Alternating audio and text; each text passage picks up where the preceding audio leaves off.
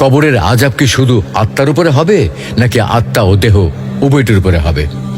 সুপ্রিয় দর্শক, মৃত্যুর পর সাধারণত বেশিরভাগ মানুষকে কবর দেওয়া হয়, তবে কোনো কোনো ক্ষেত্রে দেখা যায় দেহ পুড়িয়ে ফেলা হয়, অথবা বনে জঙ্গলে পড়ে থেকে পচে গলে যায়, পানিতে ডুবে পচে যায়।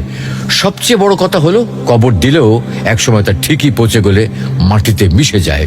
তাই আমাদের মনে প্রশ্ন জাগে, কবরের আযাব কি শুধু আত্মার উপরে হয় নাকি আত্মা ও দেহ উভয়টির উপরে হয়?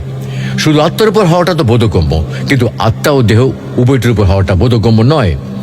মৃত্যুর পর মৃতদেহকে মাটিতে পুঁতে ফেলুক, পানিতে ফেলে দিক, আগুনে পুড়ে ফেলুক, যেটাই করুক না কেন, প্রযোজ্য হলে আযাব ভোগ করতেই হবে।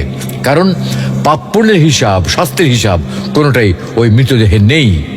সেই হিসাব আল্লাহ সংরক্ষণ করেছেন। তাই মৃতদেহ নষ্ট হলে কিচ্ছুই যায় আসে না। মৃত আত্মাকে অবশ্যই আযাব ভোগ করতে হবে।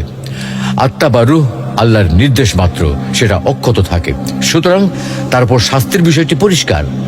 ঘুমন্ত ব্যক্তি স্বপ্নে যত আঘাত বা কষ্ট পায় সবই রুহের উপর দিয়ে হয়, দেহের উপরে নয়। তারপরেও দেখা যায় মানুষ তাতে কষ্ট পায়, যন্ত্রণা ভোগ করে, কখনো ঘামে তার শরীর ভিজে যায়। তাই আত্মার শাস্তি অনুভব একটি স্বাভাবিক বোধগম্য বিষয়।